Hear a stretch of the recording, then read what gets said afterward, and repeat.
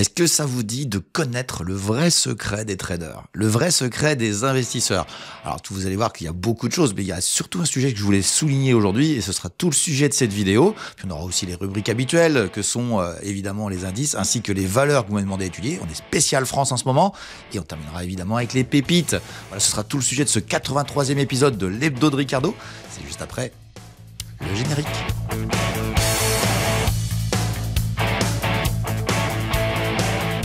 Bienvenue sur Fondamentalement Bourse, la chaîne des investisseurs qui veulent reprendre le contrôle.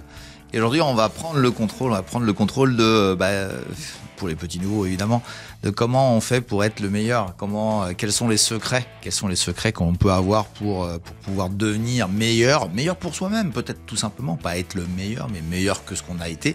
Eh bien écoutez, je vous donnerai des astuces, en tout cas ce que je ressens de ce qu'il faut faire pour en tout cas réussir. En tout cas, moi, c'est à peu près par ça que je suis passé, et il faut admettre que c'est pas toujours ce que les gens pourraient croire qui fait qu'on est en réussite. Voilà, ce sera tout le sujet de cette vidéo, ce sera la première partie, puis on enchaînera très rapidement avec les indices, les indices français, puisqu'on est encore sur beaucoup de valeurs françaises aujourd'hui. On va continuer sur la France, et puis on terminera la France, on ira vers un autre pays, vous verrez ça dans la vidéo, et on aura énormément de valeurs. C'est vraiment une vidéo où il y a beaucoup de valeurs. C'est je crois qu'une des vidéos où il y a le plus de valeurs proposées en globalité. Vous m'avez proposé beaucoup d'actions, et on va tout faire ce jour-ci. On va tout terminer sur la France, et puis on enchaînera évidemment, et on terminera évidemment avec les pépites. Vous allez voir qu'il y a encore des dossiers qui nous font des belles choses. Il y a des préparations graphiques aussi très intéressantes. En gros, voilà, c'est pas terminé, c'est au sommet historique. Oui, vous inquiétez pas, ça va continuer. Ça va encore continuer cette année. J'imagine que c'est pas encore fini. C'est mon avis, ça n'engage que moi. Mais en tout cas, il y a encore plein de choses à voir, et il y a plein de dossiers intéressants à découvrir. Voilà, ce sera tout le programme de ce 83e épisode. Et puis, si vous voulez aller plus loin dans l'apprentissage de la bourse, je vous invite à aller voir dans la description en dessous de la vidéo. Vous y trouverez tous les liens qui vous permettront d'accéder à la newsletter L'Écho de Ricardo, où je vous fais découvrir chaque semaine une action d'exception. Vous pourrez aussi intégrer le portefeuille virtuel Dynamic Invest, où vous pourrez suivre en direct tous mes arbitrages ainsi que mes sentiments de marché, et puis j'y réserve aussi quelques surprises en exclusivité pour mes abonnés. Vous aurez aussi la possibilité d'accéder à la formation coachée que j'enseigne depuis des années à des élèves motivés pour acquérir une méthode gagnante basée sur le principe des poupées russes, associant l'analyse fondamentale et l'analyse technique. Et puis vous trouverez enfin un ensemble de contenus complètement gratuits sur le blog de Ricardo qui vous permettront de découvrir encore plus profondément ce monde formidable que sont les marchés financiers.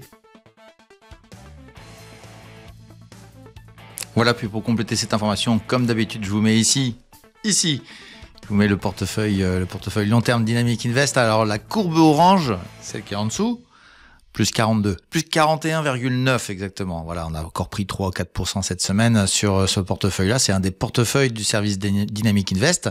Et je vous offre ces cadeaux. La courbe noire, c'est toutes les plus-values en plus. Voilà, donc au-delà de tous les indices de toute catégorie d'indices que je connaisse, que je travaille, que je regarde, tous les indices sont inférieurs à ça. Nous surperformons largement le marché. Dans mon marché, au sein de mon marché qui est dynamique, par rapport à d'autres marchés, évidemment encore mieux. Je n'en ai pas vu sur l'Europe et sur les US qui soit meilleur que ce petit travail que nous faisons avec les abonnés de Dynamic Invest. Et je vais vous faire une petite nouveauté. Vous pourrez commencer, si vous voulez bien, je vais vous mettre un lien dans la description. Vous pourrez vous abonner sur le Discord et vous abonner en tant que visiteur à Dynamic Invest, et où je vous partagerai quelques menus qui sont des menus un petit peu de constatation de tous les portefeuilles qui existent, et vous allez voir qu'il y a des dossiers absolument phénoménaux. Donc voilà, vous pouvez commencer à rentrer dedans. Ça va être disponible, et puis je vais améliorer ça pendant l'été, et vous aurez à votre disposition tous les résultats. Voilà, nous on a un service, le service que je propose, c'est un service qui affiche ses résultats, les bons et les mauvais. Voilà, je vous laisse vous interroger sur ceux qui n'en affichent aucun.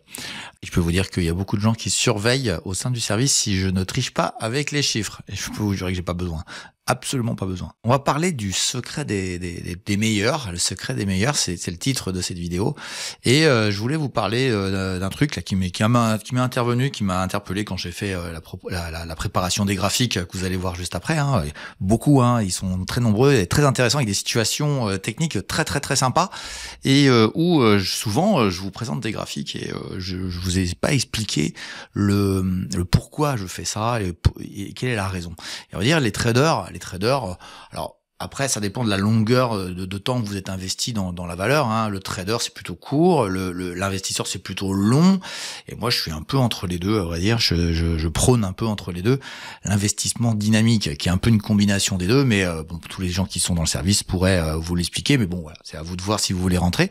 Mais le secret, le vrai secret, alors il y en a pas mal, hein. Vous avez la quantité de travail, c'est un travail de fou, hein. C'est un travail gigantesque, hein. 35 heures par semaine, c'est juste quand on a fini notre journée du mardi, hein. C'est gigantesque, hein. Je pense qu'il y en a d'autres qui le savent, hein, qu'on est des gens, des stakhanovites du travail. Et à vrai dire, il y a pas que ça. Il y a une sorte d'organisation, une sorte de structuration. Tout est ordonné, tout est classé, tout est structuré, tout est prêt, tout le temps prêt. Et à vrai dire, nous sommes que dans l'anticipation de tous les scénarios. Et le secret que je voulais vous dire, c'est cette idée de dire, voilà, quand je vous propose des graphiques, on est sur la partie technique, hein, mais sachez qu'il y a d'autres phases dont je vais vous parler. Mais sur la partie technique, à vrai dire, on essaye d'anticiper le futur du graphique. À vrai dire, on essaye de vraiment de se faire des plans et d'obtenir, je dirais, un maximum d'exactitude dans ce que l'on propose, de telle manière à pouvoir scénariser l'ensemble des scénarios qui peuvent se présenter à nous, de telle manière à ne jamais être surpris. À partir du moment où je vais être surpris, ça m'arrive évidemment encore, ça m'arrivera toujours, mais là où je suis surpris, ça devient focus pour moi, le reste étant ma routine. Et à partir de ce moment-là, quand vous préparez, vous anticipez, vous essayez de voir ce qui se passe, à vrai dire tout simplement ce qui vous arrive, c'est que vous n'avez quasiment aucune surprise. Et le secret est vraiment dans ça, c'est préparer. Être anticipateur. Alors l'anticipation veut dire qu'on a beaucoup d'éducation, on a appris énormément, on a appris sur le technique, mais bon, moi, il y a le fondamental, etc. Mais tout est cadré. Tout est décidé à l'avance, entre guillemets, avec un scénario, toute une stratégie qui fait que... Et on est rarement surpris. Et j'ai été surpris il y a cette année, je crois que j'ai été surpris 2 fois par deux nouvelles qui me paraissait pas du tout dans le sens de ce que je pensais qu'il allait se passer, et j'ai pris une claque à chaque fois. Les 2 fois j'ai pris une claque. J'ai pris un gain aussi sur une surprise que j'ai eue, sur une valeur que j'ai pris. Je pensais pas que ça allait faire ça, et ça c'est parti. Mais finalement 3 sur un peu plus de 6 mois, c'est pas beaucoup. Donc le secret, c'est d'être prêt. Tout est préparé, et donc d'anticiper. Le boulot qui est fait en amont, le boulot qui est fait, je dirais, avant l'ouverture des marchés pour les traders, mes élèves, mes abonnés vous le diraient, on est sur le qui-vive depuis au moins 2 heures avant l'ouverture des marchés. On sait exactement ce qu'on a à faire, on sait exactement ce qu'on veut faire, on sait exactement ce qu'on va faire.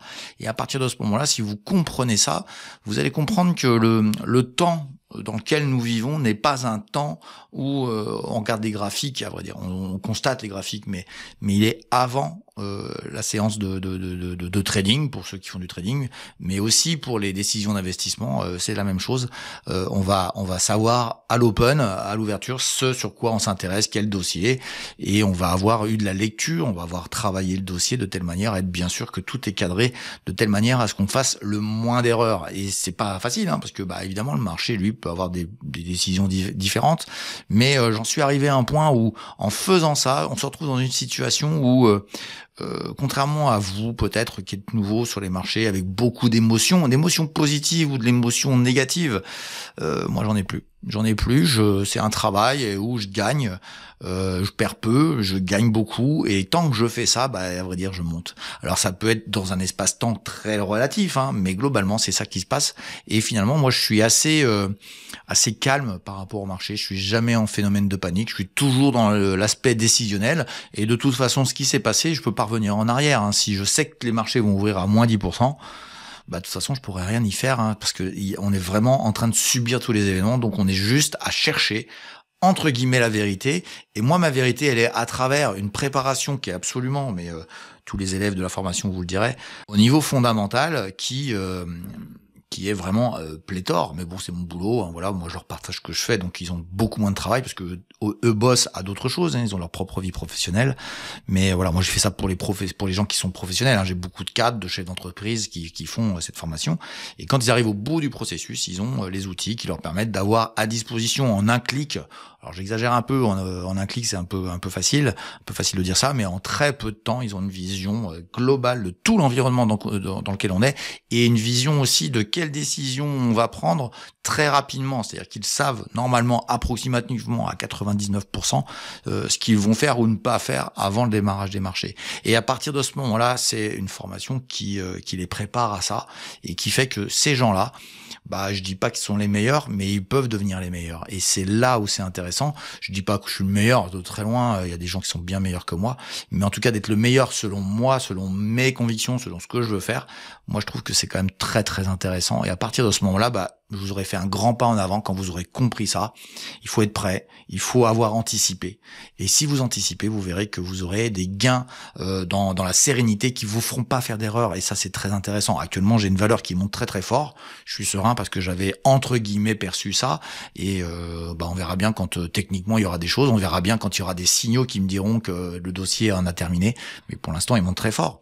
Je suis pas du tout surpris et je gagne beaucoup d'argent sur ce titre-là. Et ça m'est arrivé de prendre des grosses claques sur des dossiers.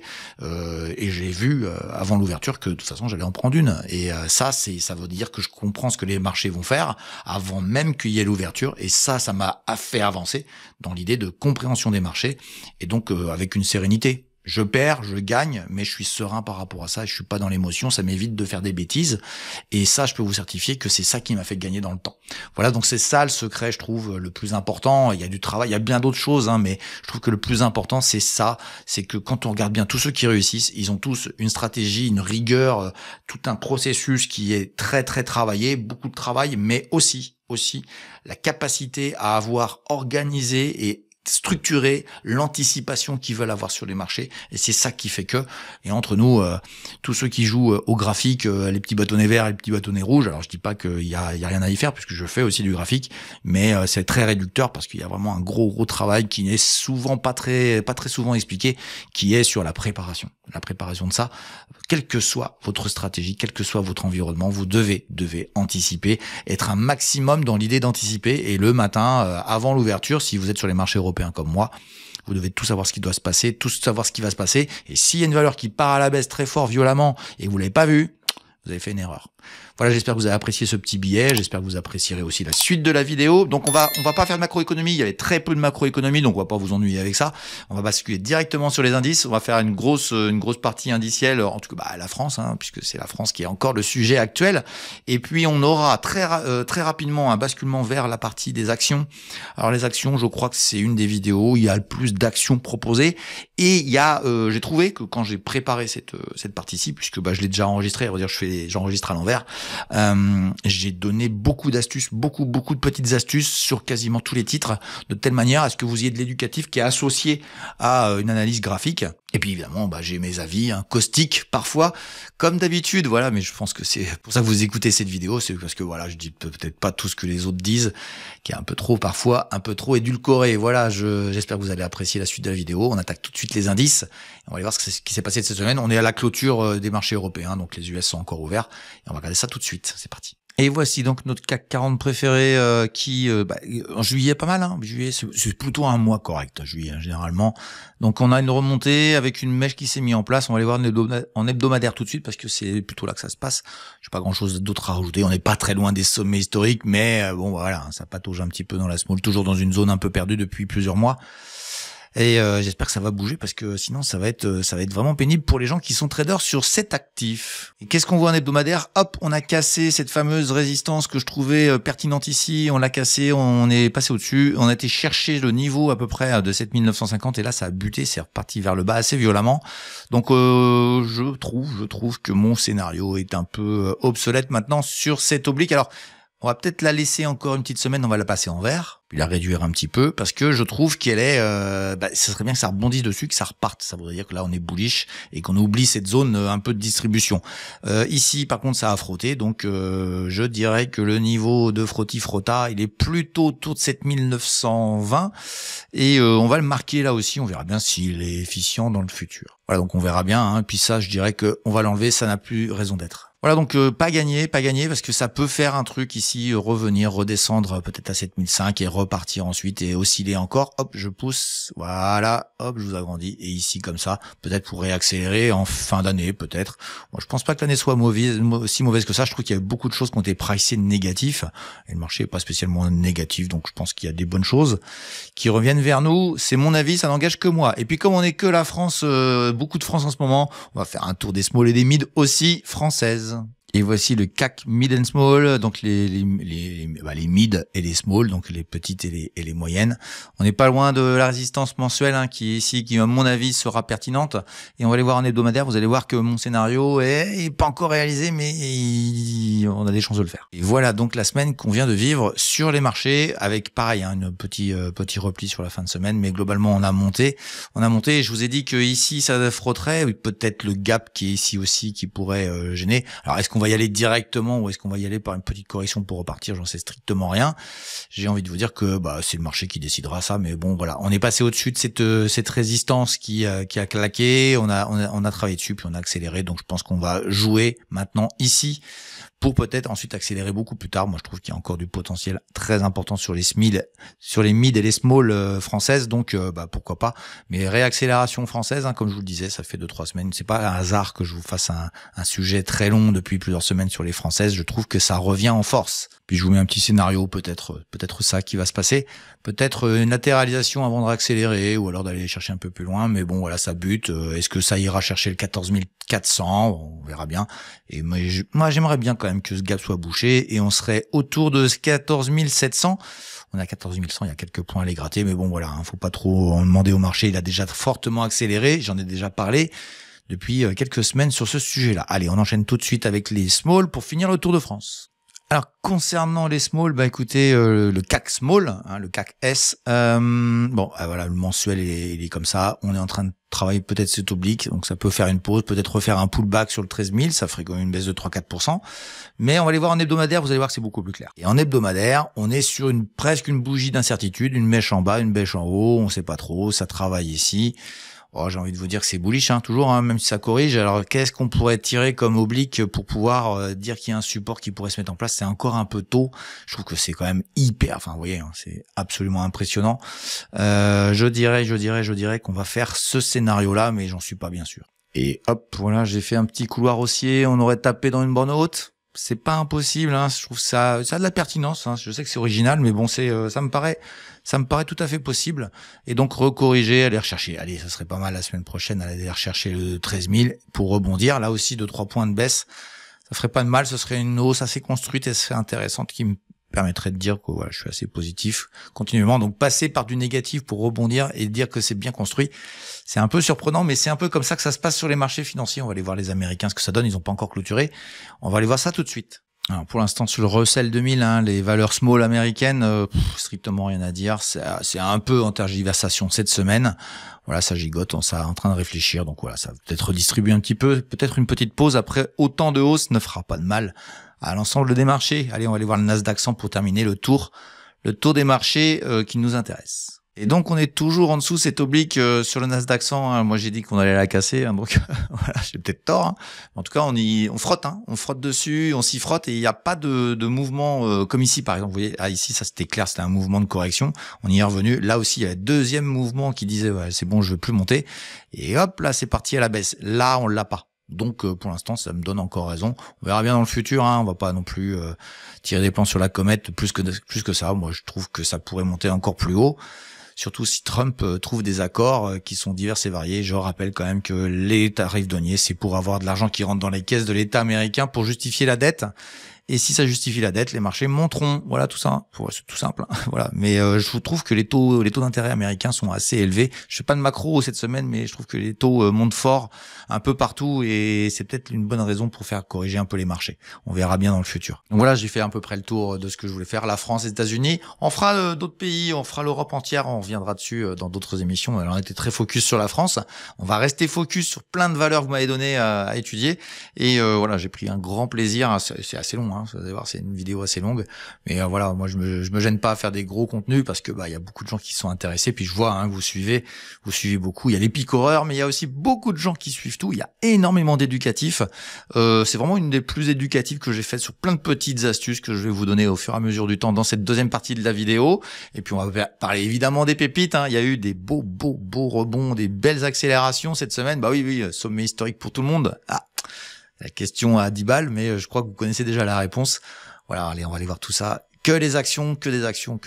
C'est juste après le disclaimer et puis aussi la biblio, ce que vous regardez pas assez, la biblio qui vous permettra évidemment de comprendre beaucoup mieux si une valeur a déjà été faite et de l'analyser déjà. Si ça a déjà été fait, vous n'aurez pas besoin de me demander une troisième fois, une quatrième fois.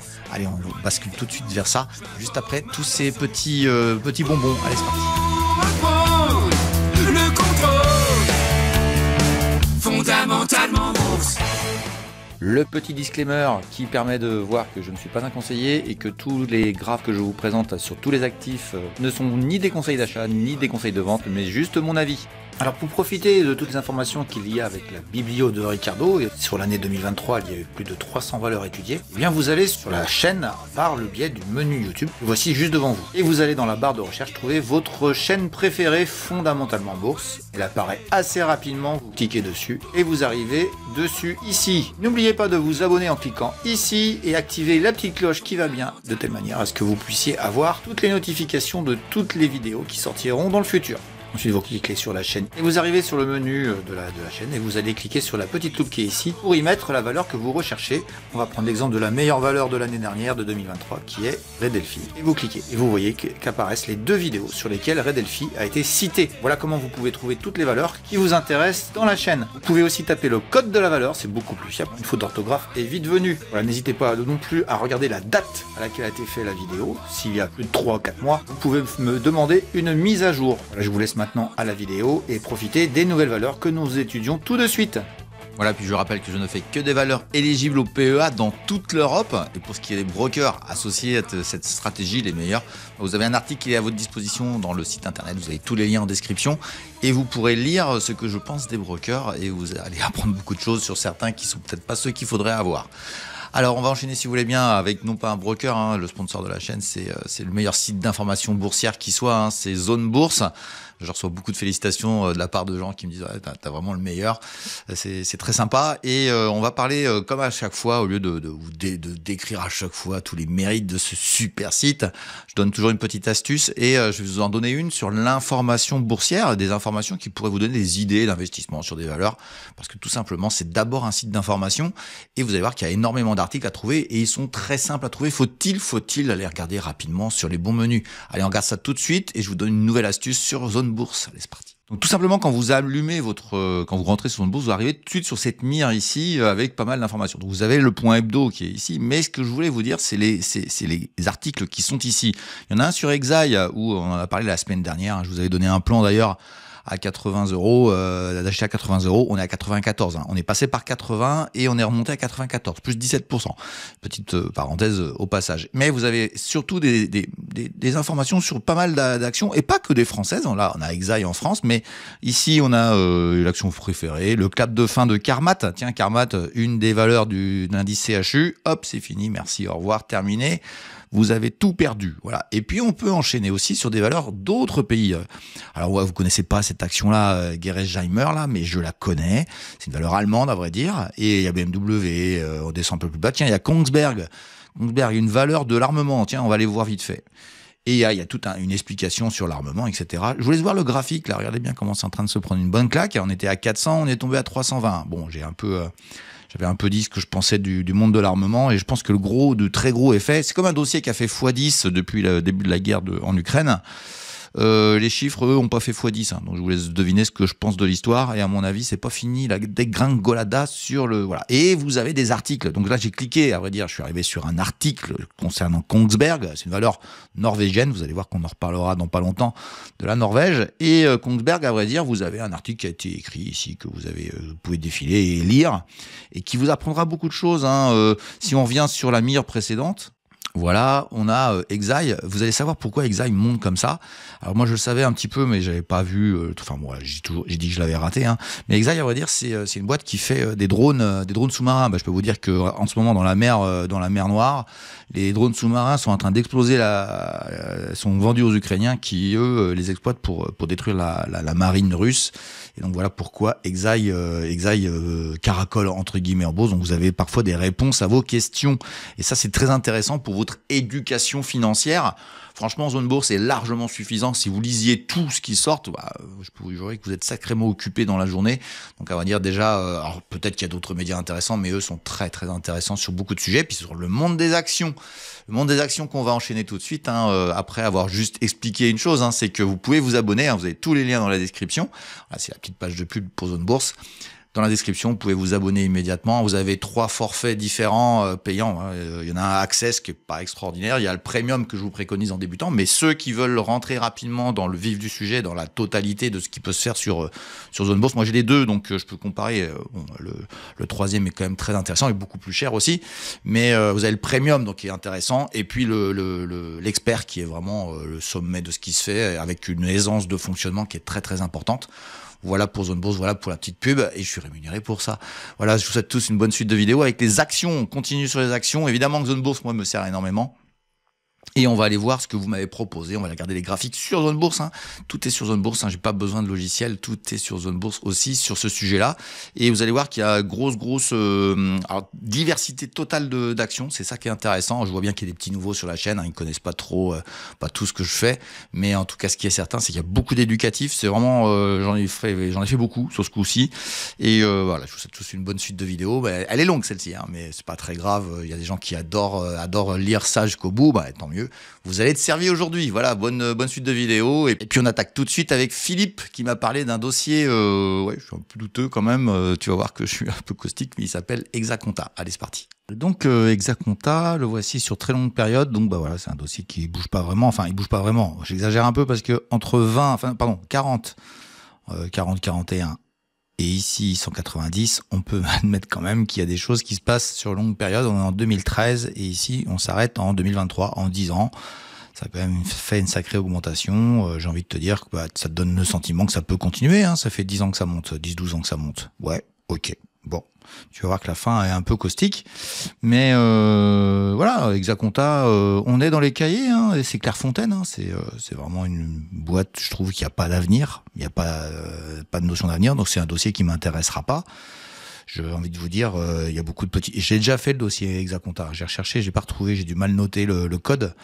Le code, c'est Alexa. Oui, comme Alexa. Et à vrai dire, je retrouve pas la trace, mais j'étais sans intérêt et on était par ici. On était autour de 167. On est à 154 un an plus tard. Je crois que c'était à peu près il y a un an. Donc du coup, bon, ok.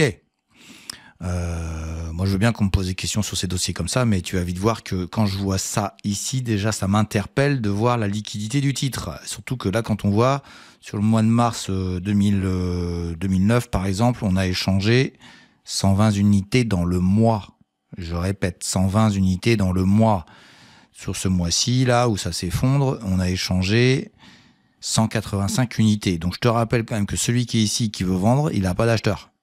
Voilà, et ça peut recommencer à tout moment. Donc tu vas deviner la fin de l'histoire, ce que j'en pense. On va aller quand même voir en hebdomadaire parce que je trouve que graphiquement, il y a des choses intéressantes, je dirais pour l'éducationnel du graphique, mais pas pour le dossier. Et donc en hebdomadaire se trouve assez, avec beaucoup d'évidence, je trouve, se présente à nous ce couloir, avec des bornes bien établies. Depuis 2013, on monte, on descend, on monte, on descend. T'es un peu au milieu de rien, mais t'es un peu sur la médiane. Donc ça peut être intéressant de s'y intéresser ici. Mais il n'était pas inintéressant de s'y intéresser là, il était pas... Enfin bon, bref, voilà. Je trouve que c'est déjà mou et on commence à voir déjà le graphique beaucoup moins clair. Hop, j'agrandis, on voit qu'il y a des trous un peu partout et on voit dans les moments les plus difficiles ici, 155 unités échangées dans la semaine. Bon, c'est catastrophique, tu sais très bien à quoi je vais arriver à la fin. Et on va aller voir juste en daily pour que tu comprennes. Et non, ne changez pas le réglage de votre téléviseur, c'est bien, ou de votre téléphone, c'est bien le graphique de Exaconta. Il y a parfois une opération dans la journée. Ici, il y a 3 unités échangées. Je dis bien 3. Et le lendemain, on a fait un superbe record à 2. Bon, bref, c'est catastrophique et c'est un dossier totalement illiquide. Donc, je ne le traiterai pas plus loin que ça. Il est éliminer de mon environnement et je vous préconise tous de fuir ces graphiques-là de manière... voilà. Donc ça doit être coté au fixing, hein, parce qu'il n'y a jamais de mèche. On voit parfois des petits bâtonnets parce qu'il y a une cotation matin et une cotation soir. Là, c'est plutôt matin et une soir, enfin après-midi. Donc 151 l'après-midi et ici, c'était le matin 158. Donc 7 € d'écart en une journée. Tout va bien, 3-4%, et il n'y a aucun échange, il n'y a aucune quantité. Donc voilà, c'est à fuir absolument. C'est éliminatoire dans mon environnement et vous devriez faire de même si vous voyez ce que je veux dire. Allez, on bascule tout de suite sur un dossier qui vient de s'introduire en bourse et qui est français et sur lequel j'étais très sceptique et je sens que je vais avoir raison. Allez, on va aller voir tout de suite le dossier Lighton. Alors Lighton, il n'y a pas d'historique puisque ça a été introduit en novembre de l'année dernière. Donc voilà, on a quelques mois de fait et on est à peu près rendu au même niveau ici. Mais c'est pas ça qui est intéressant. Le mensuel n'est pas intéressant. Il n'y a pas assez d'historique. On va aller voir l'hebdomadaire. Là, ça va déjà beaucoup mieux parler. Alors j'ai recherché sur la chaîne, j'ai pas retrouvé. J'ai dû en parler ailleurs. J'ai dû en parler peut-être sur un des forums sur lequel je suis ou avec mes abonnés. J'en sais strictement rien. Mais moi, ça, j'avais dit clairement, il y aura une hype au début. Regardez bien, on a commencé à 10 € à peu près, on est monté jusqu'à 29, donc on va dire 30, on a fait x3 et après, badaboum, c'est remonté ici. Il y a eu une deuxième chance, on est revenu sur le prix, voilà, 10, on est remonté à 25, puis après ça s'est calmé et maintenant, le fondamental est en train de prendre le dessus, tout simplement. Donc on est autour de 10, et ça c'est moche comme tout, je vous le dis tout de suite, ça sent la dégringolada.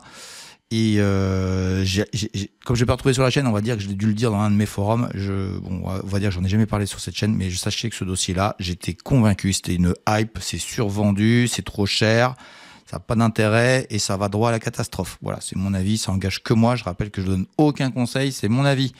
Voilà pour Lighton, on passe à autre chose, hein, on va pas tergiverser plus dessus. Et je te remercie Thomas de m'avoir proposé ce dossier-là. Son code c'est ALTAI. Je sais même pas pourquoi ça s'appelle comme ça, Altaï. Voilà. Par contre, Gabriel m'a proposé un dossier que j'ai aimé, qui a été une des pépites et qui a été une superbe pépite.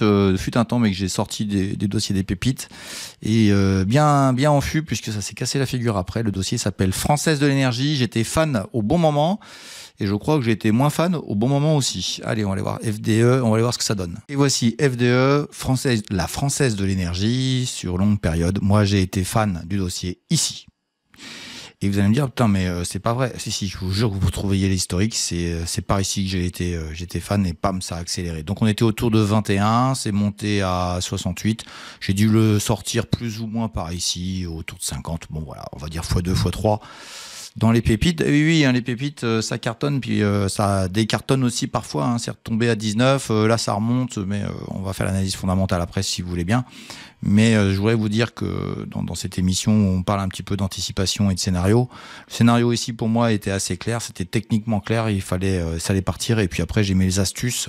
Je ne vais pas dire que c'est des astuces, c'est même des secrets de fabrication dans la formation qui me permettent de dire « Ah, ça devrait partir ». Et ceux qui me suivent depuis un moment, moi je vous préconise de me suivre pendant longtemps. C'est pas parce que j'ai pas besoin de vues sur la chaîne, hein, entre nous. Hein. J'ai largement de quoi avoir pour les vues sur la chaîne.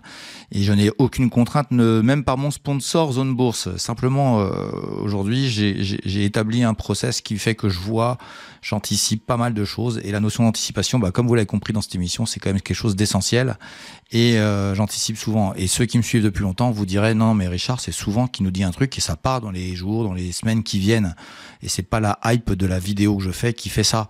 J'ai quand même eu un garçon qui m'a expliqué que j'avais fait monter le cours de bourse de Société Générale uniquement grâce à ma vidéo. Alors le garçon, c'est certain qu'il venait de débarquer en bourse parce que sincèrement, je suis bien incapable de faire monter une valeur du CAC 40 à moi tout seul. Et pourtant, elle est partie très rapidement après. On fera d'ailleurs un point sur les valeurs CAC 40 dans pas longtemps, mais je reviendrai dessus un peu plus tard. Donc globalement, ce qu'il faut retenir, c'est que voilà, on avait cette accélération-là. L'anticipation me donnait le scénario que ça allait casser assez rapidement, ça l'a fait. Et puis ici, j'ai commencé à sentir que ça allait pas le faire. Mon scénario est devenu... On abandonne, ça repartira pas vers le haut. Et on a eu le badaboom qui est revenu finalement en dessous le prix où on avait dit. Donc vous voyez, si vous étiez acheteur par là, même ici, vous prenez ça ici, la lecture fondamentale, parce que le fondamental permet d'anticiper, permet de voir des choses que les gens ne voient pas. On me pose souvent la question, pourquoi tu lâches? Évidemment, je vais pas tout vous dire, mais je lâche parce que je vois bien que le fondamental est en train de me dire des choses, tout simplement. Et puis je me trompe, hein, tout simplement. Mais en tout cas, ce qui est sûr, c'est que le scénario de dire, je préfère encaisser un x2, x2,5, que de me retomber à revenir au prix d'achat, voire en dessous de mon prix d'achat, même si tu as raison que ça rebondisse. Mais moi, si je vends là, que je rachète là, si je revends ici, j'aurais plus raison que toi. Bon, après, c'est très facile à dire, mais en tout cas, ce qui est sûr, c'est que l'investissement dynamique, il a une fin très très souvent dans les graphiques, qu'on soit très clair. Maintenant, tu me demandes, j'imagine, ce que je pense de cette situation ici. Bon, on va aller voir en hebdomadaire, ça sera beaucoup mieux. Voilà, on retrouve un petit peu notre évolution. Donc ici, l'accélération qui avait eu lieu et tout ce qui s'est passé ensuite. Un peu la suite un peu navrante et puis la catastrophe. On a eu changement de business model chez la FDE. C'est-à-dire que moi, j'ai acheté Française de l'énergie pour un business model. Et quand j'ai vu qu'ils étaient en train de le changer, j'ai dit c'est bon, je m'en vais, ça m'intéresse plus. Bon, bah, bien m'en a pris, entre guillemets, et on est actuellement, hop, j'agrandis, sur un rebond qui suit un couloir assez bien déterminé, en tout cas sur sa borne basse, ça a l'air de vouloir se déterminer là. Donc j'ai envie de te dire, tant que t'es là-dedans, bah, c'est bien, tu continues, mais je trouve qu'il y a de la résistance qui arrive. Regarde bien, hop, j'agrandis, je te mets ça ici, tu vois, ici, tu rejoins les points hauts et on a tapé dedans. Donc ça a du sens de dire, ça a frotté un peu, donc t'as le temps, entre guillemets, t'as le temps d'aller revoir la borne basse, ou alors d'attendre la cassure vers le haut. Ça, c'est l'autre possibilité. Mais tu as très rapidement une autre potentialité de résistance, c'est ici, qui me paraît plus importante. C'est autour de 45. Donc, tu es à 34, 45, c'est bien, c'est des trades sympas, mais c'est du trading, c'est pas de l'investissement. Ton investissement sur FDE, c'était plus bas, c'était sur la bougie ici ou celle-là. Mais en aucun cas, à ce moment-là, je trouve que c'est un peu tard. Sachant que moi, je trouve qu'il n'y a pas de relais et je trouve que le business model proposé dans le futur ne m'intéressera plus. C'est pour ça qu'elle est sortie des pépites et elle m'a donné raison techniquement et en termes de valorisation de prix. Mais entre nous, le dossier ne m'intéresse plus. Ils ont décidé de faire autre chose. C'est pas stable dans le staff, dans ce qu'ils veulent faire. Et moi, à partir de ce moment-là, je suis condamné à sortir selon mon process. Et il se trouve que ça m'avait donné raison sur ce coup-là. Ça me donne pas toujours raison entre nous, qu'on soit très clair. Donc voilà, la Française de l'énergie était dans les pépites et elle n'y reviendra pas, sauf renouveau changement important dans la psychologie de cette entreprise-là. On va enchaîner avec une valeur qui n'a jamais été dans les pépites, ou je crois pas en tout cas, mais je pense pas qu'elle y ait été. Une valeur qui est adorée par pas mal de traders sur les small limits françaises. Une valeur que finalement je me suis rendu compte que c'était entre guillemets de l'arnaque. Enfin, c'est pas de l'arnaque, mais il y aura rien à obtenir.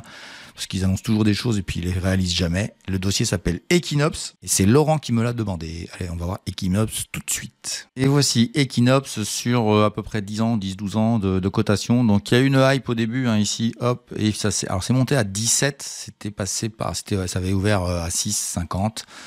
C'est retombé ensuite à 3, c'est revenu 3 fois dessus et là c'est en train de repartir. Donc toi tu dis bah moi ça va monter. Ouais, si tu veux, peut-être. J'en sais strictement rien. J'ai presque envie de dire je m'en fous complètement. Ce dossier-là ne m'intéresse pas. Il n'y a pas de fondamental qui m'intéresse. Ça promet, ça réalise jamais. Ce qui fait que je te promets. J'ai eu un souci. Allez, je te promets. Eh ben, vous savez bien ce que je vais en penser de ça. Donc voilà, ça va monter. Oui, techniquement, on voit bien que ça veut aller plus haut. Le marché est super conciliant avec même les dossiers un peu pourris. Je dis pas qu'il est pourri, mais je te le dis clairement, il est pas extraordinaire ce dossier-là. Voilà, donc tout simplement, donc il va monter et tu seras un génie parce que t'es monté de 4,80, tu montes à 6,16. Ben non, t'auras fait un coup de trading et ça c'est très bien et tant mieux pour toi et t'auras gagné de l'argent. On va aller voir un hebdomadaire s'il y a des petites choses techniquement un peu meilleures que ça à regarder, mais bon globalement voilà ce que j'en pense sur ce dossier-ci. Voilà, je t'ai tracé 2-3 petites choses. Donc une oblique qui a été cassée sans rebond, on a été rechercher les plus bas. Ça c'est un truc intéressant, c'est une redistribution. Et on a cassé vers le haut, on a rebondi dessus, hop, j'agrandis. Donc là, on va transformer ça, ce qui était en rouge, hop, je la mets à peu près un peu mieux, en vert. Car c'est un support, et tu auras une vidéo, si tu veux aller voir dans Débuter en bourse, un programme de formation gratuit que je propose sur la chaîne. Tu vas dans les playlists, Débuter en bourse, et tu verras ce dont je parle sur les valeurs, sur les supports et les résistances horizontales et verticales. T'as tout dessus. Alors, elle est celle-ci en rouge, on aurait dû la mettre en vert. Bon, c'est pas l'intérêt, c'était résistance ici. Maintenant, c'est support, mais ça n'a jamais supporté le prix. On s'en fout un peu. Et ça repart. Donc sur cette semaine actuellement, là, et notamment aujourd'hui au moment où j'enregistre, je suis jeudi, on est à plus 6,7% sur le dossier, donc réaccélération. Donc ça confirme l'idée que ce dossier-là est en train de partir dans une tendance haussière. En tout cas, il veut pas retomber. C'est ça que je veux te dire, il veut pas retomber, mais encore une fois, je te le dis, le marché est très généreux avec des dossiers un peu bancals. Donc voilà, tu auras peut-être ta hype vers le haut. Mais en ce qui me concerne, moi, personnellement, j'ai pas d'intérêt pour le dossier. On est vraiment dans l'idée de des phases de Weinstein, toi, la phase ici baissière, la phase de redistribution, la phase de réaccélération. Bon, moi, vous savez, Weinstein, c'est bien joli, mais de croire que tout est pareil, c'est totalement faux. Tous les graphiques sont tous différents, mais il y a un mec qui vous dit tout est pareil.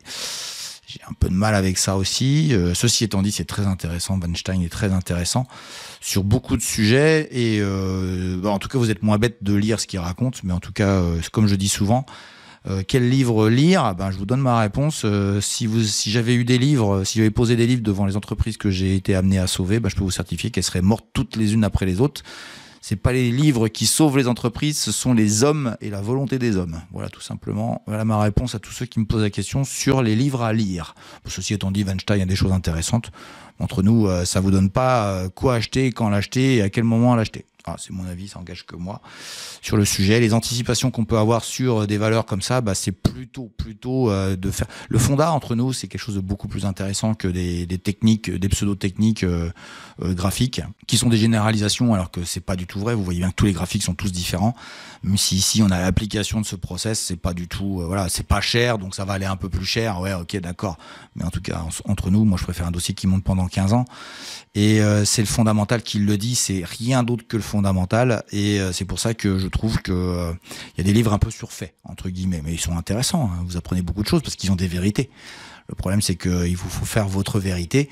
Et moi, je trouve que l'anticipation qu'on a là-dedans, elle est effectivement d'aller chercher plus loin. Mais moi, si j'étais dedans, je saurais que j'ai pas grand-chose à aller chercher. Et je trouve qu'il y a beaucoup de traders qui font ça. Et je prends toujours le même exemple, mais ceux qui ont fait du trading sur Apple depuis 20 ans, je peux vous jurer qu'ils se cassent tous les dents à dire « Ah, j'aurais peut-être dû. » Bah oui, mais tu fais pas de fondamental. Donc, qu'est-ce que tu aurais peut-être dû? Tu n'avais pas la connaissance pour ça. Reste dans ton trading et assume le fait que tu es incapable de savoir si le dossier va monter pendant 10 ans ou s'il va se casser la figure dans 2 heures. Voilà pour cette valeur-là. Il y a un petit peu c'est pas de la leçon de morale, mais il y a un peu de philosophie dans ce que je raconte qui est à retenir si vous voulez bien. Allez, on enchaîne avec David, un dossier aussi que j'avais traité, un dossier qu'on a traité il y a longtemps et qui est très apprécié de beaucoup de gens pour une raison qui est, à mon avis, complètement sans intérêt. Et le dossier s'appelle Ruby et on va parler de quoi? On va parler évidemment de dividendes. Et voici Ruby sur très longue période. Alors on va dire en 2000, pour être simple, on va prendre en 2000, ça fait 25 ans, un quart de siècle.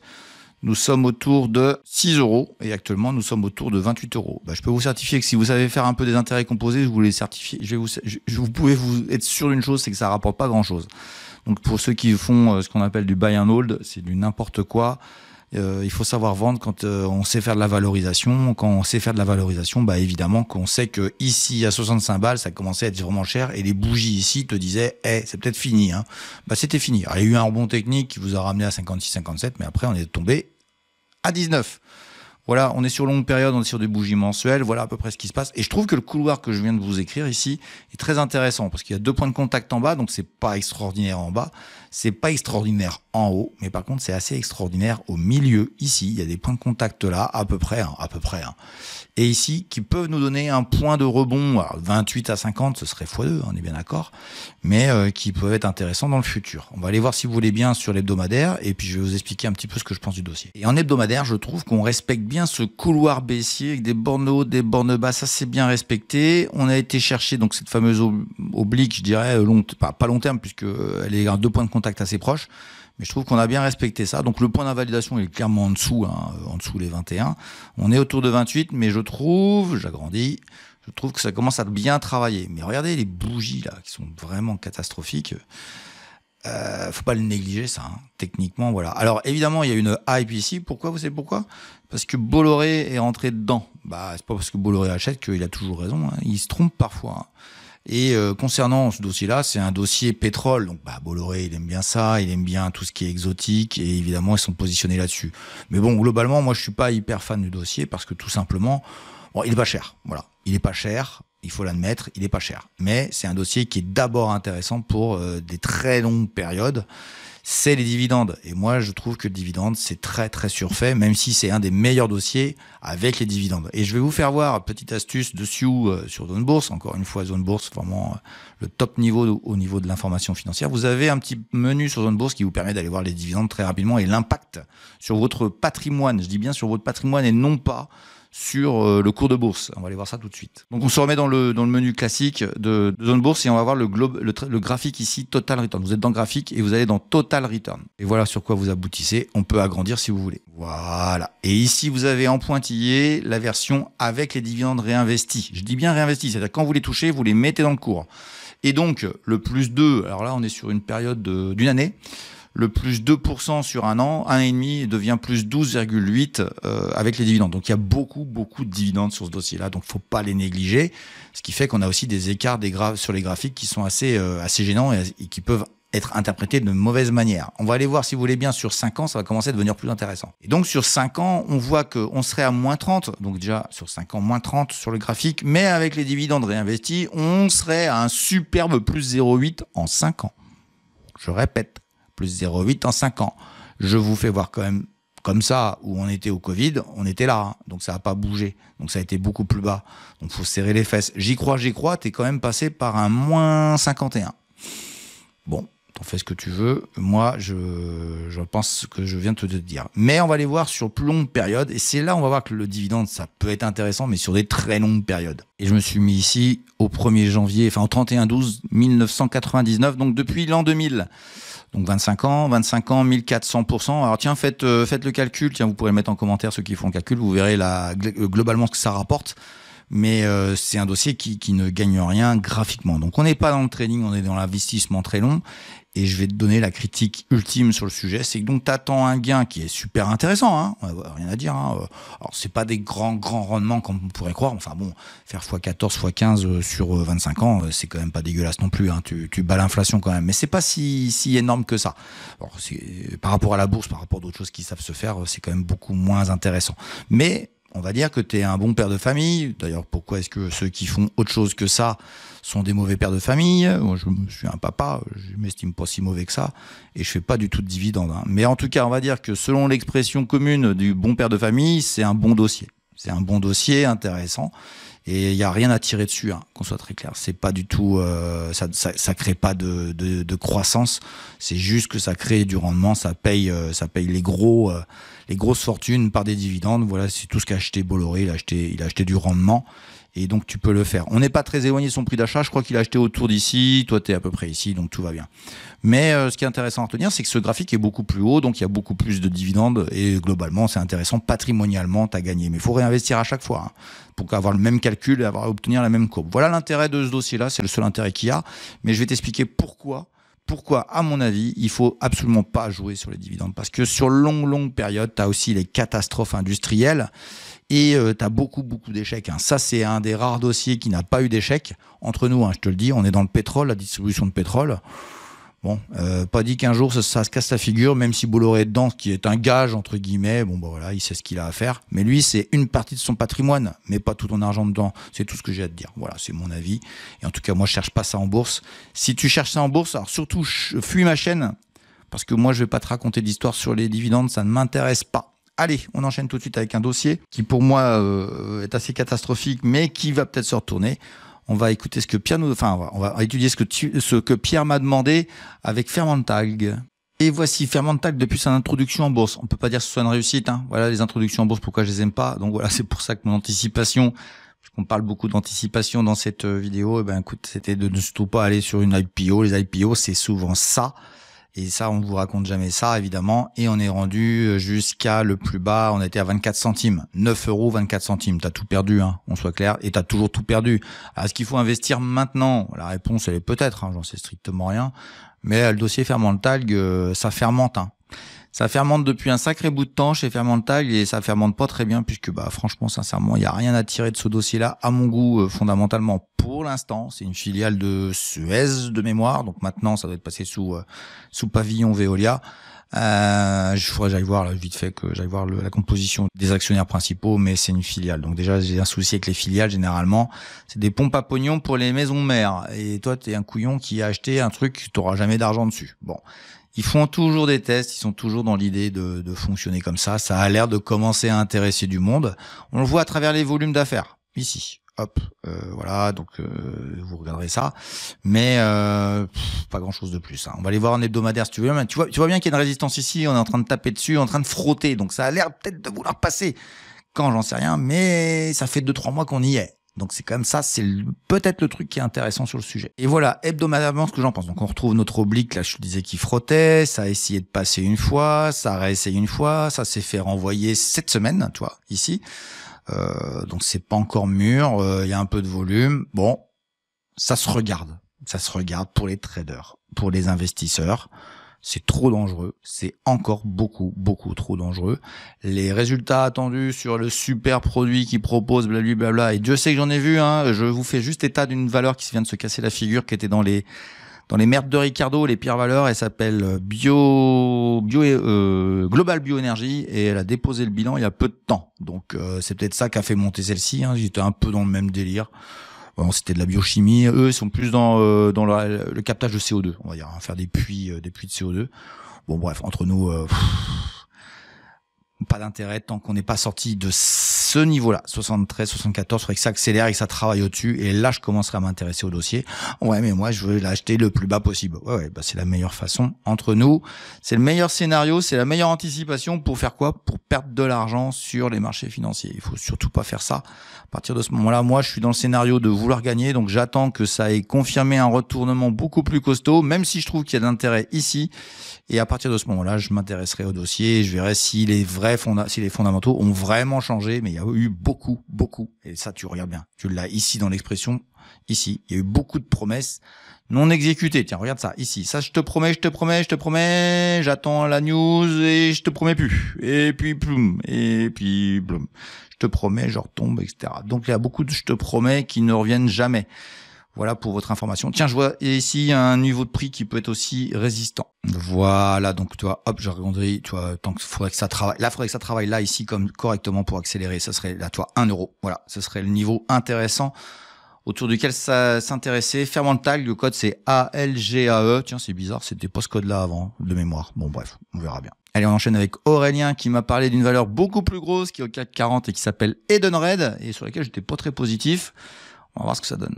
Alors, Edenred, c'est une formidable histoire qui commence en bourse en tout cas, qui commence autour de 12 euros, 13 euros et qui monte jusqu'à 62. Et ici, c'est le Graal absolu. Qu'est-ce qu'on obtient? On obtient une introduction une introduction au CAC 40.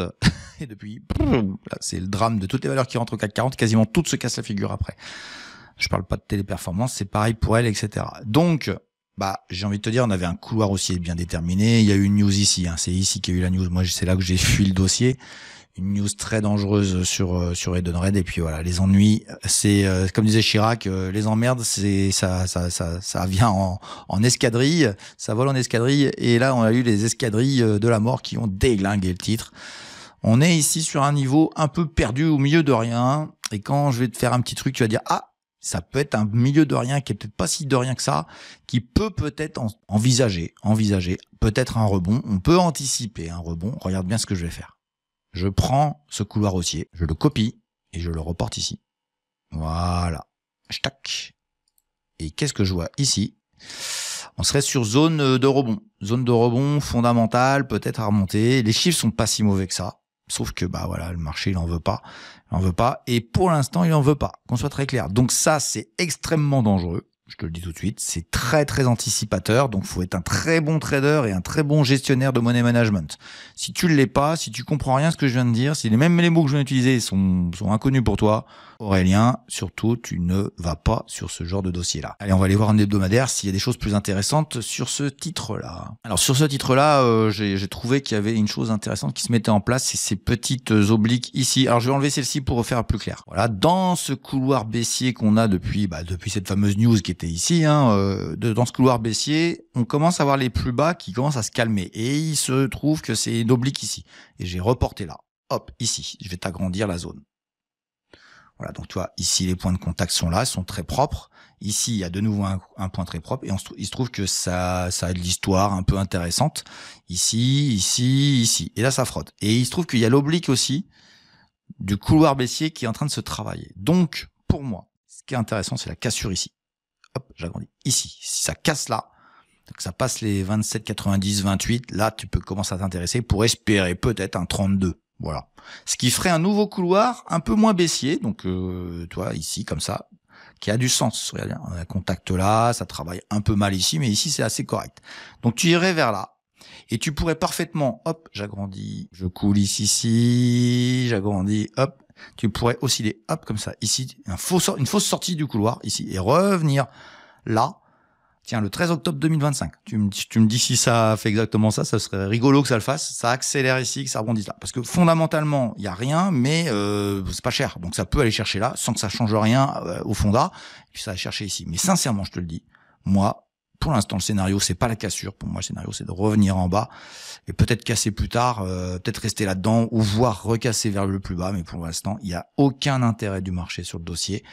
Il continue à baisser, il est un peu moins cher, mais il n'est pas spécialement peu cher. Il y a vraiment des soucis sur Edenred qui sont assez structurels. Donc pour l'instant, il est trop tôt pour ceux de commenter ça. Et puis il y a une dernière chose que je voudrais te dire sur ce dossier, c'est qu'il fera partie de la vidéo sur le CAC 40, une vidéo gigantesque qui dure 2 heures, qui est une des vidéos les plus vues de la chaîne, et sur lequel je ferai le tour de toutes les valeurs du CAC 40 dans pas longtemps. Alors effectivement, on fait beaucoup de françaises, et moi je vous le dis en ce moment, je suis en train de revenir vers la France. Il y a des dossiers très sympas qui décollent bien sur la France. Ça y est, la France, hein, j'ai déjà fait une émission la semaine dernière, vous irez la voir, sur les pourquoi du comment, et le chiffre qui m'a interpellé et qui me fait dire la France, ça ira beaucoup mieux. Allez, on enchaîne tout de suite avec un nouveau titre. Pascal qui m'a parlé de Fontaine Pajot, une pépite éphémère que j'ai eue et puis que j'ai fui, et finalement j'ai eu un peu raison là aussi. Allez, on regarde tout de suite Fontaine Pajot. Alors Fontaine Pajot sur longue période, c'est haussier, hein, on part de en 2013, donc il y a à peu près 12 ans. Autour de 8 €, on est autour de 100 actuellement, on oscille maintenant entre 145 et en bas autour de 75. Donc voilà, 75 t'achètes, 135 tu vends, 140 tu vends, ça fait x2. Donc j'ai pas de problème avec ça, hein. J'ai été très positif sur Fontaine Pajot, donc comme je vous disais, autour de 100 ici, là, par ici, c'est monté à, sur la borne, hein, à vrai dire, c'est monté. Alors je pensais que ça allait monter un peu plus haut, je pensais que ça allait monter à 150 et puis ça s'est arrêté à 143. Bon, voilà, j'ai pas été mal quand même. Et puis je l'ai sorti des pépites par ici dans la dégringolade et elle me plaît pas. Elle me plaît pas parce que je trouve qu'il y a un comportement général qui est pas intéressant de la part de Fontaine Pajot. Tiens, ça fait déjà 1 an de ça. Ah oui, le temps passe vite, hein. Et depuis, Gloubi Boulga, quoi. Voilà, avec un point bas touché, certains investisseurs ont acheté. Alors Fontaine Pajot, le problème, je trouve, et ça me fait dire que je suis pas hyper fan, c'est que messieurs les dirigeants, va falloir avoir des comportements différents quand vous faites vos news. Arrêtez de raconter la messe, faites des résultats, donnez-les, et arrêtez de promettre monts et merveilles comme vous l'avez fait, et puis ensuite de tout changer. Donc vous avez des belles choses à faire, mais va falloir vous comporter autrement avec les investisseurs. C'est ce qui fait l'effondrement de ce graphe. Ça aurait été différent si vous étiez comporté autrement, et c'est pas le cas. Donc pour l'instant, moi j'ai rien à te dire de spécialement autre que du trading sur une valeur small. Je suis pas hyper fan, hein, parce qu'on va aller voir un hebdomadaire, tu vas vite voir que c'est pas très liquide comme valeur. Tu vois on voit déjà dans la structuration des bougies, hop, j'agrandis, on voit dans la structuration des bougies que c'est assez erratique.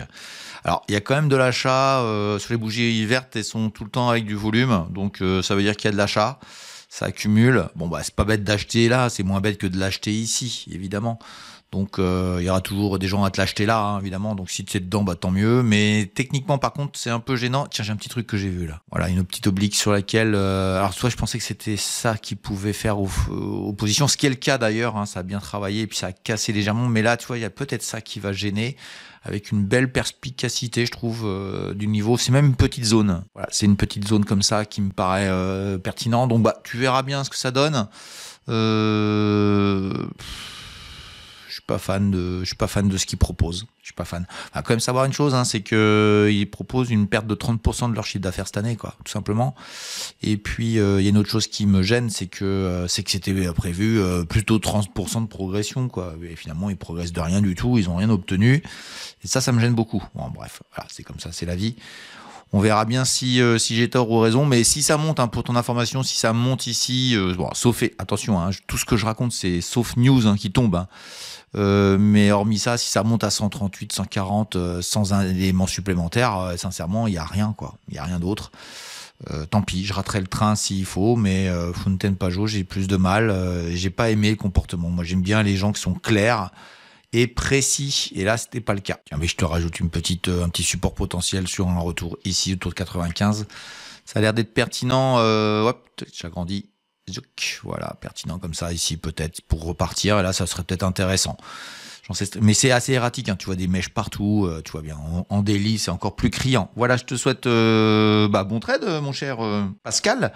Et on va aller voir ce que Emmanuel m'a proposé. Il m'a parlé d'une valeur que j'aime pas du tout et que certains adorent. Et moi, je la trouve nulle. Mais merci Emmanuel, on va en parler. Elle s'appelle Samsé. Alors voici Samsé sur longue période. Alors Samsé, en gros, c'est du matériau de bâtiment pour être simple. Bricots de bidule, etc. Mais un peu plus orienté professionnel quand même. Et j'ai en mensuel un dossier haussier. Voilà, haussier 43 210 x 5 en combien? En 25 ans. Moi, je vous le dis, vous ramenez ça à l'année avec des intérêts composés, je peux vous jurer que ça fait pas grand chose. J'ai regardé vite fait avec les dividendes, un peu mieux. Bon, voilà, bref. Moi, je suis pas hyper fan, qu'on soit très clair. À vrai dire, voilà ce qui se passe sur le graphique de manière un peu plus claire. On est dans un biseau ouvert, avec les bornes qui s'éloignent les unes des autres. Bon, voilà, on a touché en bas. Clairement, le point 128 est clairement édicté à 2 reprises là. On est en mensuel, donc voilà. Et j'ai envie de te dire, c'est à peu près tout ce que j'ai à te dire sur ce sujet-là. On va aller voir un hebdomadaire si tu veux bien, et je vais compléter sur mon sentiment sur cette valeur. Et donc en hebdomadaire, on retrouve un petit peu notre graphique, et j'ai tracé un couloir de correction léger qui a des bornes encore assez éloignées du prix actuel, puisqu'on est autour de 155, et la borne ici est à 178. Bon, voilà. En faites ce que vous voulez, ça peut aussi frotter ici, c'est un niveau de prix qui peut être gênant, d'ailleurs ça a rebaissé un peu, bon, ça travaille normalement, je dirais de manière technique, fondamentalement je vous le dis, c'est du low bêta, c'est illiquide, y a un géant soi-disant extraordinaire qui adore cette valeur, je ne citerai pas, par respect de la personne, au-delà du respect de son travail. Moi j'aime pas ces valeurs-là, je les aimerais pas, et je vous le fais comme ça, histoire de remuer un peu le couteau, quoi, histoire de secouer un peu le cocotier dans le sens que ça l'arrange pas. C'est qu'on est autour de 150 € là. Ici, on a touché 150 € en 2016. Nous sommes proches de 2026. Ça fait 10 ans que ça fait rien. Moi, je vous dis ça comme ça. J'ai regardé avec les dividendes. C'est quasiment que dalle. Donc voilà, et je n'ai rien fondamentalement. Ça peut remonter, Voilà, ça va monter. Oui, ok, ça va monter parce que le marché monte, mais moi, j'ai rien à proposer sur ce dossier-là. J'ai d'autres choses à faire ailleurs. Voilà, je suis désolé, mon petit Emmanuel, mais non, c'est des dossiers qu'il faut, moi, qui m'intéressent pas du tout et qui m'intéresseront jamais. Alors ça s'effondrera pas. Mais les gens vous savez, tiens, je vais vous faire une petite réflexion. Les gens qui achètent des valeurs en fonction de leur peur que ça tombe, eh ben, ils font une grave erreur. On n'achète pas des actions en bourse en espérant que ça tombe pas. On achète des actions en bourse pour que ça monte, et que ça monte fort, et que ça gagne vite.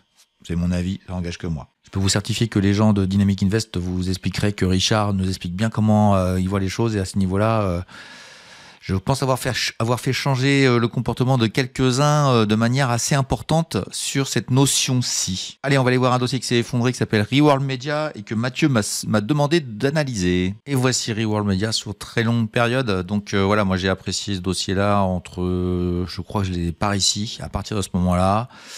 Et j'ai tenté, je l'ai rentré dans les pépites par ici, et je l'ai sorti très rapidement quand ça a cassé. Enfin, ça a été une toute petite perte au niveau des pépites.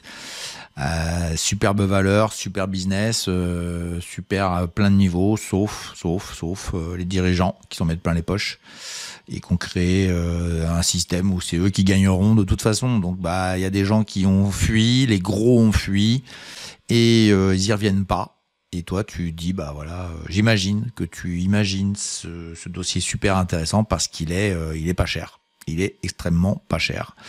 Et pourtant, je suis pas acheteur. On va aller voir un hebdomadaire, tu vas aller voir que c'est un peu plus clair. Alors, voici ce que j'ai mis en hebdomadaire sur ce graphique-là. Alors, je vais t'expliquer pourquoi cette oblique me semble très importante ici.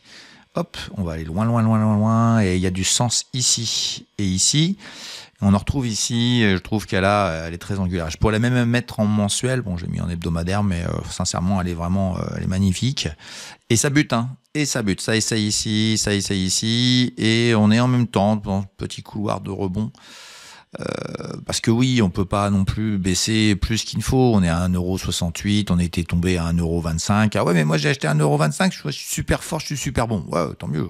Peut-être un peu de chance aussi. Mais le pas cher, c'est bien, mais il faut les bonnes raisons pour acheter du pas cher. Et moi, je les ai pas. Je les ai pas, les bonnes raisons. Et je te le dis comme ça, tiens, j'en fais beaucoup des petites informations de ce type-là. Moi, j'achète des dossiers à 50 de PER, à 70 de PER. Les abonnés te le diraient aussi, Richard.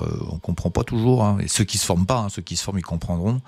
Mais ce dossier-là à 3 ou 4 de PER, t'as peu de chances qu'il baisse. Voilà. Mais c'est encore la même réflexion que ce que je te disais tout à l'heure.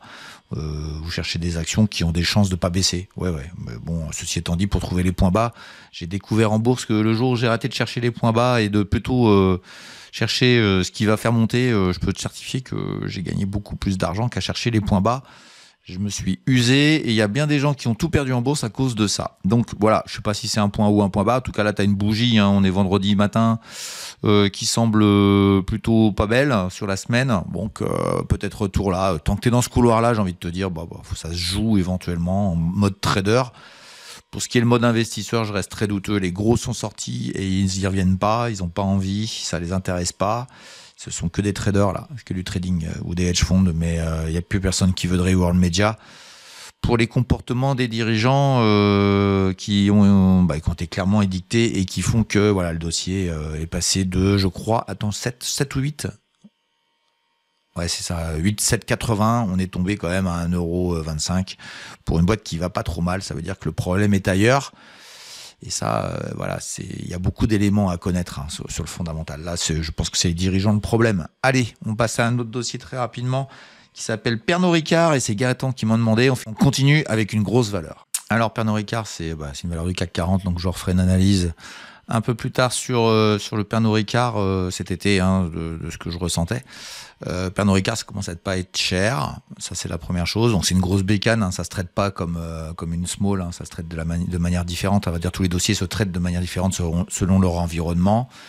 Le jouet est un peu cassé sur nos amis Pernod Ricard et ça va mettre du temps à se retourner entre guillemets ici. Mais je trouve que le point bas absolu technique sur longue période, il est ici. Il est autour de 80 maintenant. Donc on n'y est pas, on est remonté à 95 et on a touché le 85. Bon, j'ai envie de dire, celui qui est longue période à 85 €, il est quand même moins bête que celui qui a acheté à 215. Voilà, celui à 215, ouais, j'y crois. Ah, tu vas mettre des années à récupérer ton histoire. Pendant ce temps-là, moi, je vais gagner de l'argent ailleurs. Sur très longue période, c'est un superbe dossier. Ça distribue pas vraiment beaucoup de dividendes, mais ça suffit, je dirais, à satisfaire des gens très très longs. J'ai un public, je regarde des fois sur internet, j'ai un public qui est entre 40, en gros, il y en a aussi, il y a des jeunes, j'en ai souvent. Un peu moins de jeunes, mais c'est un peu logique. On est toujours, les jeunes ne croient pas du tout dans le monde de ce que je dis. Mais quand je vais faire mon truc sur la crypto-monnaie, ça va peut-être changer d'avis, j'espère en tout cas. Mais le monde des actions, c'est mieux. Mais les jeunes ne savent pas, eux, ils sont crypto à fond. Donc on fera un point sur les cryptos et on verra si les jeunes changent un peu d'avis. Mais les jeunes ne sont pas intéressés par ces typologies de valeurs, alors que pourtant c'est plutôt eux qui seraient intéressés, parce que sur très longue période, c'est super intéressant. Je parle même pas des dividendes, je parle juste de sa valorisation. On est en 2000, il y a 25 ans, on est à 20 balles. Là, on est encore à 100 balles, on va dire. Et tu es monté à 215. Et avec les dividendes, c'est encore mieux. Donc, sincèrement, c'est une valeur très long terme. Bon père de famille, comme on dit. Je vais pas revenir sur ma boutade sur le sujet. Mais je trouve que techniquement, ici, ce sera le bon moment pour ce genre de choses-là. Et même si ça baisse encore un peu. Je trouve que Pernod Ricard se fait sanctionner pour quand même beaucoup trop par rapport à ce qu'il est. C'est mon avis. Par contre, jouer les points bas, jouer les retournements, c'est possible. Jouer des points techniques et accumuler, on peut aussi. Bon, je suis pas très fan de cette solution-là. Je la trouve parce que Pernod Ricard peut devenir, un paria, une décision X dans un pays Y qui fait que l'alcool devient un paria mondial, j'en sais rien. Donc moi, je suis pas super fan de toutes ces stratégies-là. La seule chose que je sais, c'est que je trouve que c'est pas cher, que c'est pas mérité, mais ça peut aller plus bas. Et il s'est passé, depuis une semaine ou deux, il s'est passé des choses qui fait que ça rebondit et que le rebond est peut-être un peu plus intéressant maintenant. On va regarder ça tout de suite, mais on reste très vigilant quand même. Voilà, globalement, on n'est pas sorti de l'auberge. Donc on retrouve notre biseau, c'est un léger biseau descendant, en tout cas, où on va aller chercher la borne haute, clairement. On va peut-être même aller chercher un peu plus haut, le 102 là. Hop, j'agrandis pour que vous compreniez. Peut-être un petit couloir qui est en train de se mettre en place, avec cette borne ici, autour de 102. Ça va peut-être s'arrêter à 99. On verra bien, vous verrez bien ce qui va se passer. Et ça, c'est un rebond depuis 2 semaines sur les spiritueux de manière globale. Alors, c'est peut-être des ETF, mais moi, je vous le dis tout de suite, c'est que la meilleure valeur sur le sujet, et j'en ai parlé sur TV Finance il n'y a pas longtemps, depuis que j'en ai parlé, elle a repris 20% en ligne droite. C'est une valeur du spiritueux. C'est pas une petite valeur. C'est pas une grosse, mais c'est pas une petite. Et je la citerai pas, hein, vous irez dans la playlist où je fais mes interventions télévisées sur la chaîne TV Finance. Et vous verrez que j'étais pas le seul à l'avoir vue, mais en tout cas il se trouve que je l'avais bien perçue celle-ci. Et ceux qui l'ont vue en même temps que moi, faut savoir qu'on s'appelle pas. Enfin, j'ai fait mon truc dans mon coin, on a vu la même chose en même temps. C'est qu'on doit avoir des indicateurs ou des screeners qui sont à peu près calés de la même manière. Donc voilà pour Pernod Ricard, donc pas la meilleure de ce que je trouve de ce qui est à faire dans le milieu des spiritueux, mais bon voilà. Il y a des gens qui sont fans du Ricard, tant mieux. J'en bois parfois un petit peu, mais avec beaucoup de modération, n'est-ce pas? Attention à bien respecter la loi E20. C'est tout. Je trouve que c'est un peu tôt. C'est encore un peu tôt par rapport à Pernod Ricard, mais ça va s'arrêter, ça va rebondir. Moi, je suis assez partisan à échéance les mois qui viennent d'un phénomène sur Pernod Ricard un peu à la Publicis. Et ce serait génial parce que Publicis, c'est un truc que j'ai raté, que j'avais pas vu. Et moi, à mon avis, le dossier Publicis, vous irez voir. Publicis, c'est une remontée, mais de malade. On croyait plus. Et puis finalement, ils bossaient bien et ils ont donné des résultats exceptionnels. Et du coup, ça monte et tout le monde en avait. Plus personne n'en avait. Et du coup, tout le monde en a racheté. Et ça fait monter le cours. Et là, j'ai un peu le sentiment que ce serait un peu dans le même esprit. Donc ça peut mettre plusieurs mois, qu'on soit très clair. Mais moi, je trouve que Pernod Ricard, ça peut être très intéressant. Voilà, j'ai fait le tour de pas mal de valeurs, beaucoup de françaises. Et c'était sympa. Ça fait 3 émissions qu'on a fait ça. On aura donc une nouvelle vidéo sur le CAC 40 qui va arriver bientôt. Et puis il y a quelques valeurs dans les pépites, un peu à droite à gauche. J'abandonne pas les françaises, mais on revient en force sur la France. Personnellement, moi, je reviens un petit peu plus. Ça fait très longtemps que j'ai pas eu de française. Là, je suis revenu un petit peu et c'est plutôt gagnant. C'est plutôt pas trop mal. Donc voilà. La France, c'était ce qu'on avait décidé de faire sur le dernier mois, sur cette reprise avec les hebdos. Je vous propose un autre pays pour la prochaine fois. On va changer de pays, on va repartir dans l'Europe. On va essayer de faire un pays qu'on a vu assez peu depuis un certain temps. Moi, j'ai envie de vous proposer la Norvège. Donc on va retourner au pays des fjords et on va aller voir un petit peu ce que vous allez me proposer. Et puis on va faire des études sur ces valeurs-là, donc sur la Norvège. Et évidemment, ceux qui me proposent autre chose, ils se feront bouler. Ils regardent pas la vidéo, ça les intéresse pas. Ils sont juste là pour picorer. Et vous savez très bien ce que je pense de ces gens-là. Je les élimine très rapidement. Voilà, donc allez, on bosse la Norvège si vous voulez bien. Vous me donnez des dossiers. Puis on bossera sur ça dans les semaines qui viennent. Voilà, dans les commentaires. N'hésitez surtout pas. Maintenant, si vous voulez bien, on va enchaîner sur les indices. Les indices maison, mes valeurs maison, celles dont je vous demande de ne pas parler, évidemment, puisque c'est les miennes. Donc voilà, j'en parle suffisamment. Il n'y a pas besoin de me poser de questions sur ce sujet-là. J'en parle régulièrement. On va aller voir les pépites. On va aller voir aussi les fantastiques, les deux, l'indice PTDR. On va voir ce que ça donne. Et en tout cas, ce qui est certain, c'est que ça se porte plutôt pas trop mal. Et j'avais eu une réflexion là, cette semaine sur quelqu'un qui comprenait pas pourquoi mon portefeuille monte fort. Mais les pépites, je les donne à des gens. Mais moi, j'ai un portefeuille qui est un peu différent. Je donne 300, j'ai compté, autour de 300 valeurs sur tous les réseaux sociaux, tous les médias sur lesquels j'interviens. À un moment donné, je peux pas les avoir toutes dans le portefeuille. Donc sachez que moi, j'ai aussi ma façon de travailler. Et si vous êtes beaucoup plus proche, vous voulez être beaucoup plus proche de ce que je fais, il y a un service payant qui s'appelle Dynamic Invest. Voilà, allez, on enchaîne avec les pépites et on va commencer par les fantastiques. Allez, on regarde ça tout de suite. Et pour ce qui est des valeurs fantastiques, globalement, depuis le 1er janvier 2020, donc le crack du Covid est ici et hop, on est là, on a accéléré très fort en 24 et puis depuis début 2025, on est en train de tergiverser, mais vous allez voir qu'en se rapprochant sur les dernières semaines, on a fait une belle semaine et ça peut augurer un redémarrage vers le haut de l'ensemble de ces valeurs. Et voici les 6 derniers mois avec la dernière semaine. Accélération, on tape un peu dans les résistances. L'indice des fantastiques se replie un petit peu ce soir.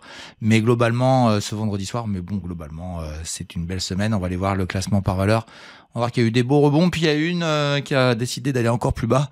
C'est pas pour ça que je la déteste. Ça reste une valeur que j'adore. Mais elle a besoin d'aller un peu plus bas, encore visiblement. Et on va aller voir ça tout de suite.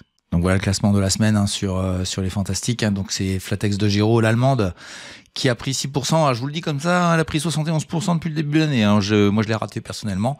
Et puis on a Orion qui a plus 56, qui a encore bien progressé sur le mois, sur la semaine, sur l'année. Voilà, c'est assez magnifique. Et on a aussi un rebond du luxe français. Et donc Hermès et puis Essilor ont fait une belle remontée. ASML aussi en Hollande. Voilà, c'est des grosses bécanes magnifiques. Et puis on a une valeur qui tergiverse encore un petit petit peu, mais qui a fait enfin un rebond, hein, c'est Evolution. La suédoise, alors que le marché suédois est absolument magnifique pour moi en tout cas, depuis quelques jours, mais sur d'autres valeurs. Et la valeur qui a du mal, hein, qui a vraiment du mal en ce moment, mais qui est un peu chère, on va dire. C'est pour ça qu'elle a besoin d'aller rechercher des valorisations un peu moins élevées, mais qui ne se renie en aucun cas de tout ce qu'il propose. C'est Lotus Bakeries, puisqu'elle a pris moins 10 cette semaine, et elle a moins 32 hein, déjà sur l'année. Bon, ça sera pas une année pour les petits gâteaux spéculoos, mais rassurez-vous, ceux qui ont acheté il y a 25 ans, ils vont pas lâcher l'affaire. Il y a des informations sur Lotus Bakeries qui sont quand même de très grande qualité. Toujours et encore, donc pour l'instant, pas de souci, c'est juste de la revalorisation. Il y a rien à signaler sur le sujet. Il y a aussi Novo Nordisk qui est peut-être en train d'arrêter de baisser, on verra bien, mais bon, on n'a pas encore fait une semaine sympathique. Ça pédale dans la semoule du côté de Novo Nordisk, mais je trouve que c'est un peu exagéré sur le dossier. On verra bien. Il y a pas mal de dossiers qui sont pas du tout au plus haut, hein, qui sont loin d'être au plus haut et qui, pour moi, font que normalement, cette partie de l'indice PTDR, la partie des fantastiques, ça devrait donner des belles opportunités pour ceux qui voudront faire un peu de technique et qui trouveront les bons moments pour acheter certaines de ces valeurs. Allez, on enchaîne sur l'autre partie de l'indice PTDR, les pépites, les fameuses pépites qui, elles, partent très très fort. On est sur du timing un peu plus court, un peu plus punchy, on va dire un peu plus investissement dynamique. Et ces valeurs-ci, très simplement, tout simplement, elles sont en train de battre certainement encore des records. On va aller regarder ça tout de suite. Si c'est le cas, qu'est-ce qu'on voit sur le graphique des pépites ? Ça continue à monter encore un plus haut, ça a encore été cassé un peu plus haut, ça a corrigé un petit peu depuis 2 jours, mais globalement, on a encore fait une semaine positive grâce à certains des dossiers, et puis il y en a d'autres qui ont baissé, on va faire le point dessus. Mais voilà, les pépites, on est à plus 35,3 depuis le début de l'année en moyenne. Je vous laisse regarder votre CAC 40 et même votre Nasdaq s'il donne. On est super bien sur ce cas-là. On est parti, j'espère, au bout de 6 mois et demi. On est parti pour encore une fois battre le Nasdaq 100 sur une année complète. Allez, on enchaîne tout de suite avec les valeurs pour voir ce qui a bougé cette semaine. Et cette semaine encore aussi impressionnant, toujours la même. Stiff, la petite valeur de mon pays. Hein. Vous avez une vidéo qui était consacrée à une pépite qui était au pied de chez moi. Au pied de chez moi, elle est vraiment au pied de chez moi. Elle est à 20 km de chez moi. Donc voilà, cette valeur est absolument exceptionnelle. Et puis tiens, je vous fais une petite parenthèse, un dossier qui va sortir de la cote certainement. Enfin, peut-être pas de la cote, mais qui va plus bouger et qui a fortement augmenté, qui est aussi de ma région, de mon département. Le 49, oui, le Maine-et-Loire. Et je crois que le Maine-et-Loire, c'est le département le plus bullish qui soit actuellement, avec Cogelec. Cogelec est en Vendée, on va dire, juste à côté du Maine-et-Loire, à 3 km du Maine-et-Loire. Et Cogelec, OPA, le grand rachète Cogelec. Donc petite news au passage. Cogelec a failli être dans les pépites. Hein, et faut faire des choix. J'en mets quelques-unes. Voilà, c'est fini pour Cogelec. Enfin, ça me paraît terminé. Voilà, le dossier a fait 1 x 5, je crois, x4 x 5. Ces derniers temps, et j'avais vu le point, et là aussi je l'ai raté, donc vous voyez comme quoi. Par contre, j'ai pas raté, c'est l'Automatica, là on est en Italie, et elle a pris 7% cette semaine. Je vous fais voir juste quand même sur l'année. 91%. On l'a donné en 2023 et elle a plus que x2 évidemment depuis qu'on l'a donné dans les pépites. Elle était déjà là l'an dernier et elle ne fait que monter. C'est un dossier exceptionnel et je suis très content de voir des fois des messages qu'on m'adresse en me disant ouais, j'ai des lots Automatica, je suis trop content et j'en suis très fier et j'en suis très heureux pour vous. Et puis on a d'autres dossiers qui ont plus ou moins pas trop bougé. Il y en a un là qui nous fait des misères là, LPKF là, ça monte, ça baisse, ça monte, mais voilà, il a fait plus 3 cette semaine.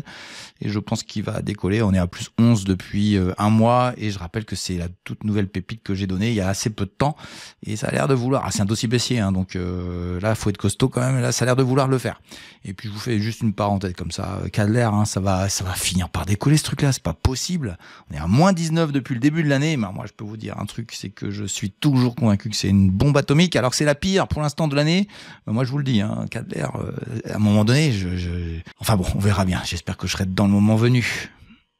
Et puis donc on a un dossier qui est en train de corriger de manière je dirais à peu près pas le normal, mais bon, faut bien que ça oscille aussi sur les graphes. Elle avait fait x2 depuis son point bas de cette année, hein.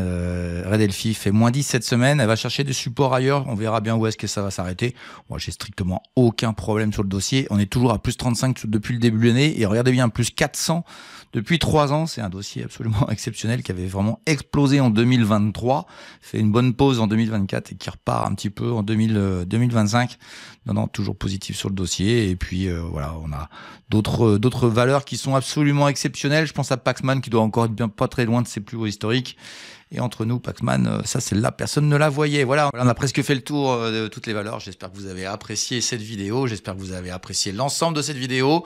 Bientôt tous les standards, les habituels de la chaîne qui vont réapparaître, qui sont les vidéos les plus regardées parce qu'il y a vraiment beaucoup de valeurs. J'espère que vous appréciez toutes ces valeurs. Il y a eu beaucoup cette fois-ci, et puis beaucoup d'éducationnel. Voilà, puis si vous voulez continuer à vous éduquer, vous avez ici un programme qui se présente à vous ici, qui est le programme de Débuter en bourse, qui vous apprend pas mal de choses sur comment débuter en bourse tout simplement. Et puis vous avez aussi un programme ici, enfin plutôt une vidéo qui est juste ici, qui vous permettra de savoir qui je suis, d'où je viens et si je suis tout simplement compétent. Voilà, je vous souhaite tous un bon week-end et je vous dis à bientôt pour une nouvelle vidéo. Ciao ciao.